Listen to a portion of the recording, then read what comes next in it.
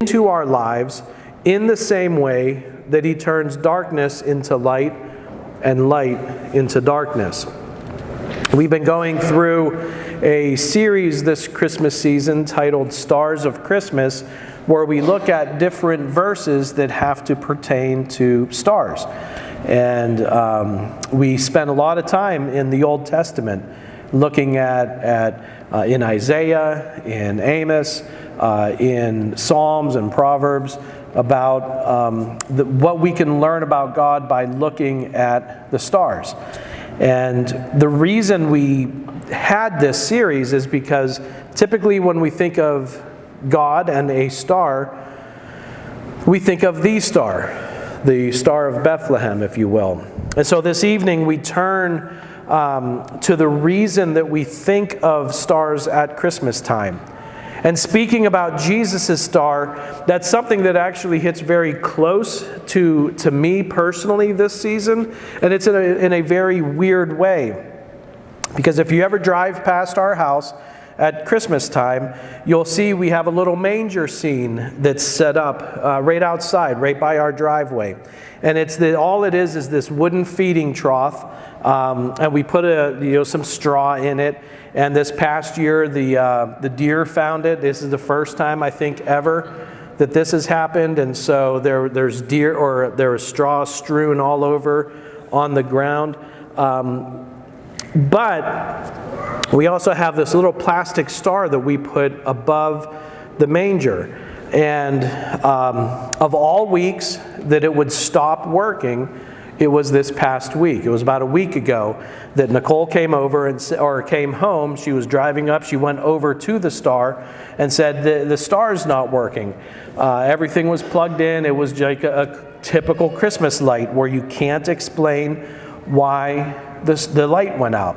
So I get on Amazon, and they did not have one that would be in on time. And I looked at a couple local places and still nothing. And then a Christmas miracle. If you're like us, every year when the tree goes up, you get the last year's Christmas lights out, and at least half of them do not work. Even though they all worked the previous year, all you did was take them, put them into a bundle, and I actually wrap them up. I take the time to do that, and still half of the lights don't work. And I do that because obviously I don't want to have to go out and buy more lights every year.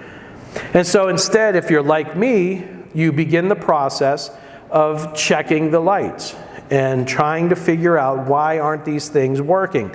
And you're trying to replace those goofy little fuses that are impossible to get out, and then you're looking at all the lights and holding them up and seeing if you can find the one that's broken or something like that.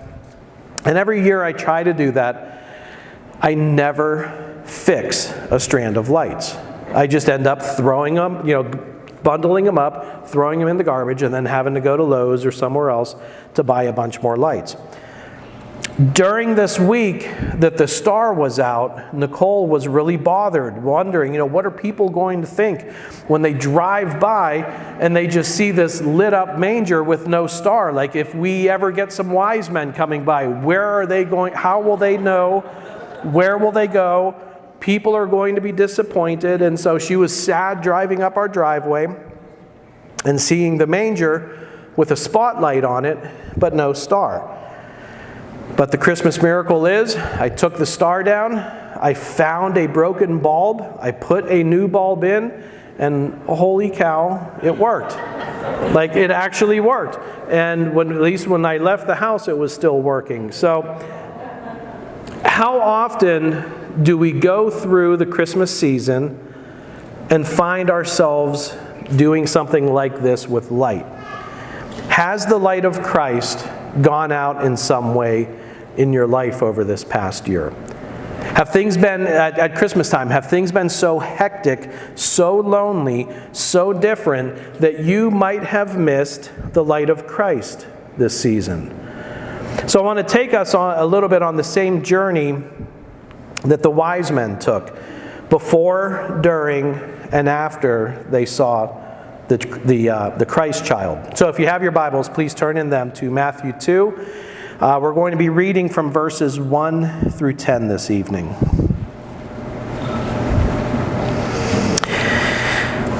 Matthew 2, specifically 1 through 3 right now. After Jesus was born in Bethlehem of Judea, in the days of King Herod, wise men from the east arrived in Jerusalem, saying, "Where is he who has been born King of the Jews? For we saw his star at its rising and have come to worship him." When King Herod heard this, he was deeply disturbed, and all Jerusalem with him. Now, for all of the Bible nerds out there, I know that the visit from the Magi came sometime after the birth of Jesus Christ. I know. But we typically, most people will kind of, they put all of those events together. And so for tonight, because you don't keep your manger scene up for 6 months and then bust out the wise men, in June or something like that. We all celebrate it at the same time. So, these men, they came from the east. They arrive in Bethlehem searching for this King of the Jews because they saw his star at its rising. And the world at this time of Christ, it was a very dark place for most everyone. For the Jews, they were being governed by an outside occupying army. They had been waiting for centuries for their promised deliverer, their Messiah, the one who would come and throw off those who sought to control the Jews. And this Messiah would then lead them. Around the rest of the world, things weren't awesome there either. For whatever reason, in the years before Christ and shortly after his death and resurrection, there were a series of earthquakes and volcanic eruptions all around the known world, but especially in the Mediterranean area. The most famous volcanic eruption from ancient history, it took place 40 years after Jesus was on the cross. Vesuvius, it happened in 79 AD, so 40-ish years. So there were a lot of different catastrophic natural disasters that were happening before, during, and after Jesus' life. But if you lived on the fringes of the Roman Empire, things were difficult there as well because of warfare. Whether it was from the Romans attempting to take over your area, or it was from other groups that were on the fringes fighting against the Romans. And so while little is known about the Magi, there are other reports from the time that speak of these types of men who came all the way from the area of the world that would be east of Babylon. They were said to have been centralized in a country known as Parthia. This was Rome's primary rival in the east. And so they were coming from what would be modern-day Iran. So even though in history class you learned about the Roman peace, maybe when you were in school, but that wasn't the experience throughout most of the empire. If you were in the ruling class, maybe you knew a little bit about peace. But the thing is, you've heard me say that people do not change. And I know that sounds off-putting at first. Like why would I preach if I believe that people cannot change? I believe a person can change. This room is full of people, of you individually, how God has changed you. But when you look at humanity as a group, as a people, we are little different than 2,000 years ago. So even though we look at ancient history and we think, oh, things were so dark then, it's not that different even today. We think, oh, we're so civilized now. But in a silly way, think back 5 years. How many of you were willing to fight to find toilet paper? And in a horrible way, we're so civilized, but just last year we killed another 1,140,000 babies in the name of choice. And you know what? Those ancients, they never did that. As dark as they were, and as barbaric as they were, you see, sin has a hold on humanity. So whether you live now or you lived 2,000 years ago, we are, as humanity, we are surrounded by darkness. The only difference for us is that the light has come into the world. And so for these wise men, they were still seeking that light. For them, there was nothing but darkness. And so when that light had shone in the sky, it represented something much greater to them. Something in which they were willing to load up their camels or donkeys, travel over maybe 1,000 miles in order to reach this one that this star's light was proclaiming. Their world was overshadowed by darkness.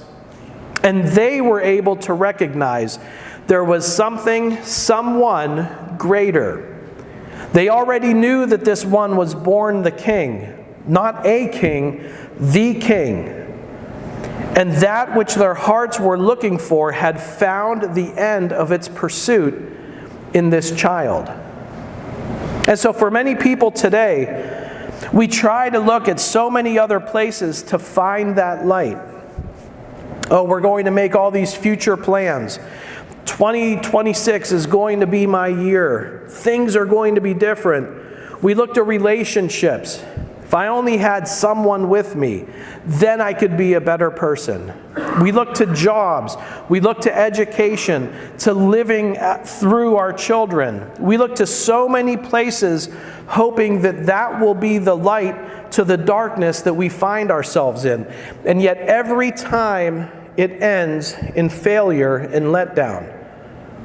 2026 is likely going to be just like 2025. That relationship you once hoped in will let you down, or it might even end.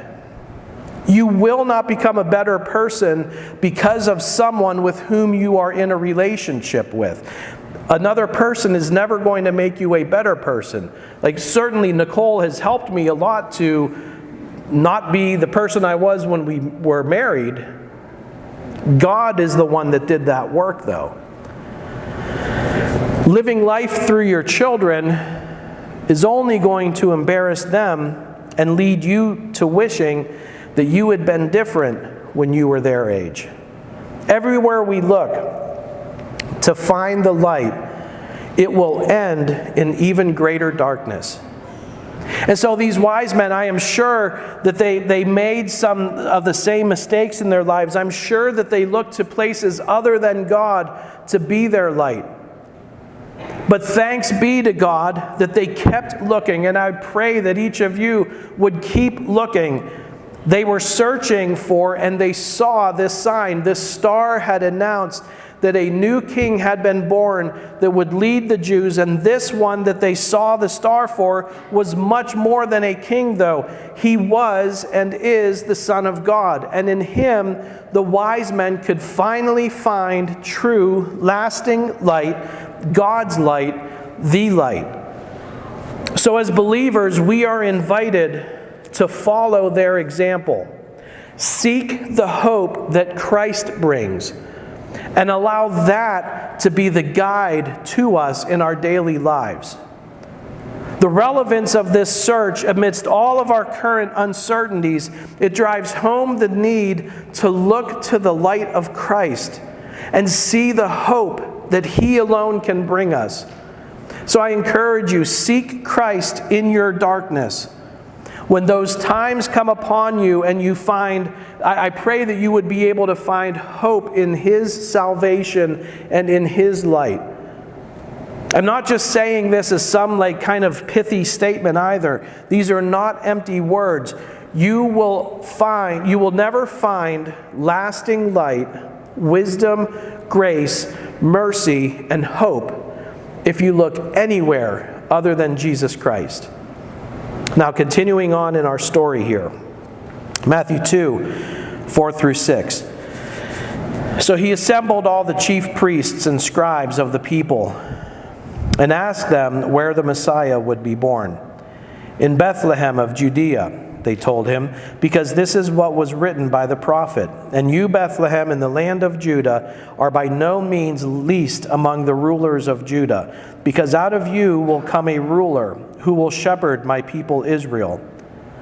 So the wise men were able to see this sign of God's redemption and kingship by looking to the skies. And then Herod, upon hearing of this one who was born, he turns to his chief priests and scribes and says to them, hey, why don't you do your own research on this, figure out what's happening, and can you verify in some way what these wise men had said? So these chief priests and these scribes, they were not looking to the skies, they looked into God's word. And there they found these prophecies of the birth of the Messiah that emphasized God's plan and how it has been unfolding ever since the ancient times. These prophecies would go on to reveal Jesus Christ as this promised light, the one in which many would place their faith and their trust in and look to Him for the forgiveness of their sins. Anytime that we're able to fulfill a promise that we have made to someone, it's a good feeling, right? Like when you say, okay, I will do this.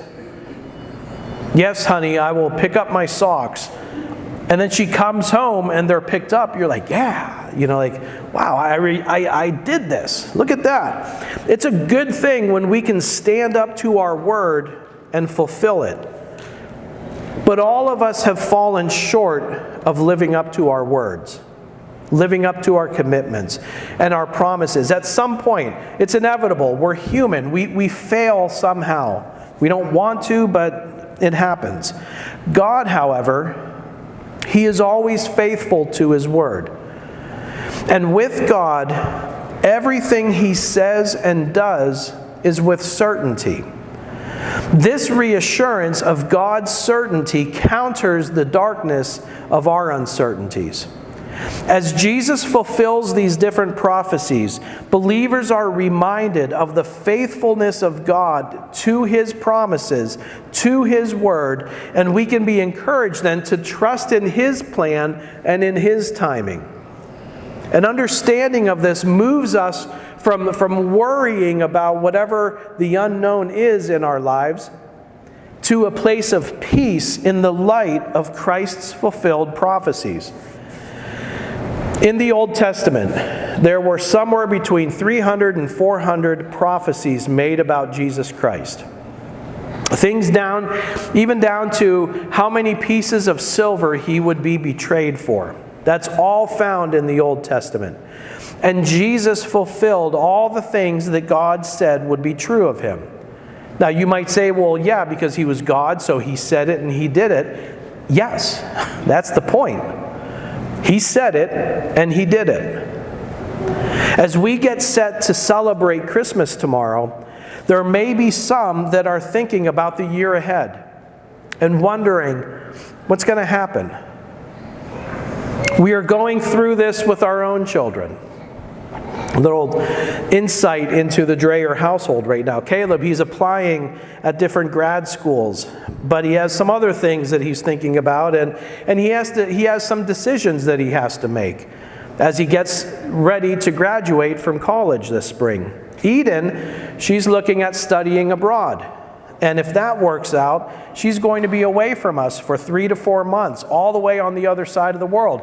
We've already had one child over on the other side of the world, but he was supposed to come back after 2-3 weeks, and he did. With my daughter going over there, like while I'm like, yes, go, I'm like excited for her. At the same time, I'm like, man, 3-4 months, that's going to be rough. So there's some uncertainty there. And I know that there are going to be other ways in which life brings more uncertainties. And so the only thing that we can be certain of is in God's faithfulness through it all. You see, whether my child is near to me or far from me, whether we have a big decision to make, say for you a new job comes along, a new job opportunity, Maybe you have to step away from a friendship that you've had for a long time. Might be called to move.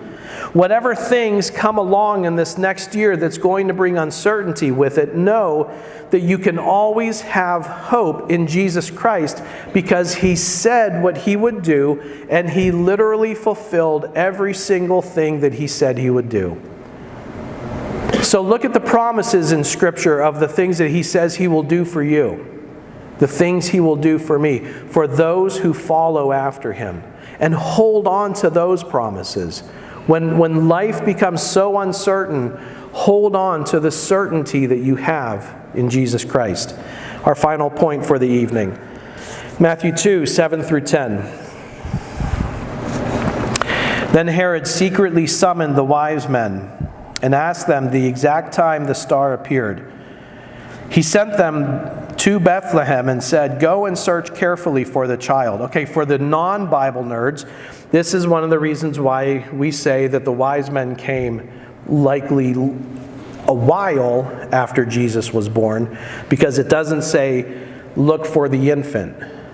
It says, "Look for the child." So who knows? It could have been a year. It could have been who knows how long after. But that's why for the non-Bible nerds. But keep your wise men on your manger scene, because they would look empty. Go and search carefully for the child. When you find him, report back to me so that I too can go and worship him. After hearing the king, they went on their way. And there it was, the star they had seen at its rising. It led them until it came and stopped above the place where the child was. When they saw the star, they were overwhelmed with joy. We have two different reactions to Jesus Christ here. The first, Herod, his reaction is full of lies. How many people respond to God by lying about themselves? Oh, you know what? That's great that God's out there, but I'm okay. I don't need God right now. I'm a good person. That's a lie we tell ourselves. Another lie, God's going to strike me down if I pray to Him, or if I go to church, don't stand next to me because God's going to send a lightning bolt down, because God would never want to see my face in a church. I've done too many wrong things. That's another lie. Another lie. You know what? I just need to do more. Then God will be impressed by me. And then He'll grant that thing that I want or I need. For so many people, we say one thing with our mouths, but we do something completely different when it comes to God. Yes, I'm going to go to church. I'm going to serve in ministry. I'm going to give more. I'm not going to do that sin anymore. I'm going to read my Bible more. Jesus spoke about making these kind of bold predictions. Matthew 5, 33 to 37. Did I give you those verses, Eli? Okay. Jesus said, "Again, you have heard that it was said to our ancestors, 'You must not break your oath, but you must keep your oaths to the Lord.' But I tell you, don't take an oath at all, either by heaven, because it is God's throne, or by earth, because it is His footstool, or by Jerusalem, because it's the city of the great King. Do not swear by your head." In other words, don't promise things, because you cannot make a single hair white or black. Instead, let your yes mean yes, and your no mean no. Anything more than this is from the evil one. Don't make these grand proclamations about what you are going to do or not do. Simply do it and mean it. Let your yes be yes and your no be no. I am going to do this. I'm not going to do this. And I know, I'm not trying to oversimplify things. I know life happens and it's hard to break habits, and we all struggle with different things. And so that's why I'm saying don't make the grand, a production of things. I promise I will never do this, or I will always do that. Let your yes be yes and your no be no. Simplify it. But the other response we see here to Jesus is from the wise men. They saw the Christ child, and they were overwhelmed with joy. The hope they were searching for was found. The change that they were asking for was found. The king that they were longing to find, to see, he was found. For those who have found Christ, I pray that your response to him will always be joy as well. The Magi, they responded with joy and reverence, while Herod, he reacts with fear and deceit. This contrast challenges us then to reflect on our response to Jesus Christ. Are we going to welcome the light of Christ with open hearts and joy, rather than try to resist it and respond with fear? And is that going to foster a transformation then from skepticism to apathy? Or is it going to produce acceptance and worship? When we think of the light of Christ, is that going to be an invitation to us to step into the hope and salvation that is only found in Him? In Matthew 2:2, the Magi, they seek this newborn King of the Jews. And that indicates then this arrival of light and hope into the dark world that they had lived in. This passage reminds Christians that even in times of uncertainty or despair, hope is found in Jesus Christ. It encourages believers to seek and share this light with other people, fostering a community of hope and salvation. Jesus is the light that dispels darkness and offers salvation. And like the Magi, we are called to seek Christ and recognize His lordship in our lives. In a few minutes here, a few moments, we're going to sing Silent Night. We're going to light the candles. And I know we're not supposed to be envious of things, but I just saw a video of a pastor who put a clapper in for his lights, and I thought, oh, how awesome. So when we go to do the candle lights, I could just clap and all the lights would go off. That would be outstanding. But we don't have that. But I want you to think about this light that you're going to hold and how it starts up here and then is passed throughout the congregation, and how it symbolizes the presence of God. Think about before you receive the light, think about your life when you lived it in darkness. Go back to that place. For some of us, maybe we're walking in it right now. And so we need the light of Christ. We need His presence with us today, because today was rough. This season has been difficult. But whether you're in a dark time now, or if you're in a time where you're like, no, you know what, things are good. Reflect on what your life was like before you knew Christ. And then as you see that light approaching, rejoice that you yourself have the light of Christ with you. Just do me a favor. Always keep your light upright. Don't receive the light of Christ and do this, because then you're going to have wax all over our floors and all over our chairs and everything else. So when you have the light of Christ, the person that needs the light of Christ, that person goes that way. You keep the light of Christ upright the whole time. It'll just make everybody happier. John 8, verse 12. Jesus spoke to them again. I am the light of the world. Anyone who follows me will never walk in darkness, but will have the light of life. Brothers, sisters, rejoice that we can have this light. Amen. If we can bring the lights down, please, and if the worship team can make their way up. And I'm going to try to connect here.